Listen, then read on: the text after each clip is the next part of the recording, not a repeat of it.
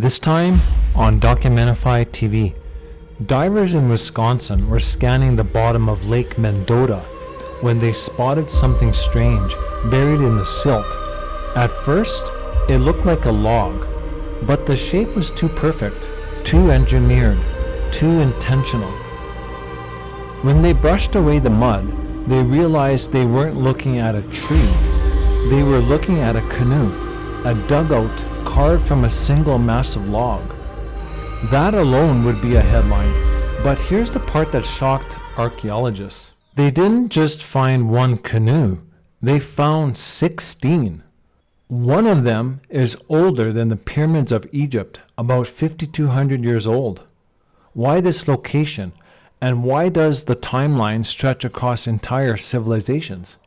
To understand it, you have to go back to the Late Archaic period, when the climate of the Midwest wasn't anything like it is today. During the hypsothermal drought, a long hot dry period that lasted thousands of years, lake levels across the region dropped dramatically. What's now 27 feet underwater was once a shoreline, maybe even a beach. That's where the story begins. The earliest canoe in this cluster, the 5,200-year-old one, was carved from red oak.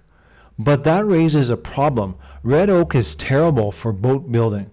It's porous, it absorbs water, it rots quickly. Except the red oak used in these canoes didn't behave like normal red oak. Researchers found that the wood was filled with tyloses, tiny crystal-like plugs that block water from entering the grain. Today you mostly see tyloses in white oak. So how did ancient canoe makers in Wisconsin engineer red oak to behave like white oak? One answer is astonishing. They may have bioengineered the forest. Stress a red oak with drought, injury, or disease, and it begins to produce tyloses naturally. Some archaeologists now believe these trees weren't randomly harvested. They were deliberately selected, maybe even wounded years earlier, so that future generations could carve watertight canoes.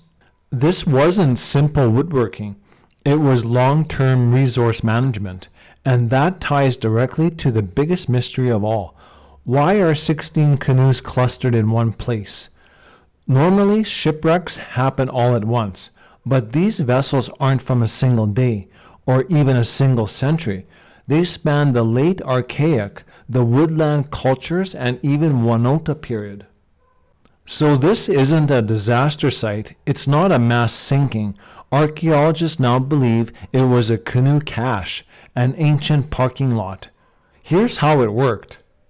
In winter, dugout canoes crack and split if they dry out. So people submerge them in mud or shallow water to keep the wood stable. A cached canoe might be left for the next season or for the next traveler, a communal system like an ancient version of a bike share rack. But sometimes canoes weren't retrieved, the owners moved, died, or lake levels rose faster than expected. The water eventually climbed, covering the old shoreline and preserving the vessels in cold, oxygen-poor mud.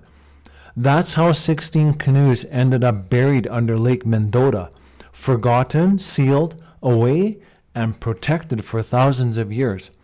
And when divers lifted one of them, the 1,200-year-old canoe, they found 7 stone net sinkers still sitting inside the hull, not scattered, not spilled, exactly where a fisherman had left them. A snapshot of life frozen in time. Today, most of the canoes remain underwater. The Ho-Chunk Nation considers them part of the living landscape, and removing them risks destroying the fragile wood. 2 have been conserved. 14 will stay exactly where they've been for thousands of years. This isn't just a collection of boats. It's a record of a world that existed long before Madison, long before modern maps, long before written history. A world where lakes were highways, forests were engineered, and watercraft connected communities across a continent. 16 canoes, one lake, and a timeline stretching across the rise and fall of entire cultures. Sometimes the biggest archaeological find aren't buried underground.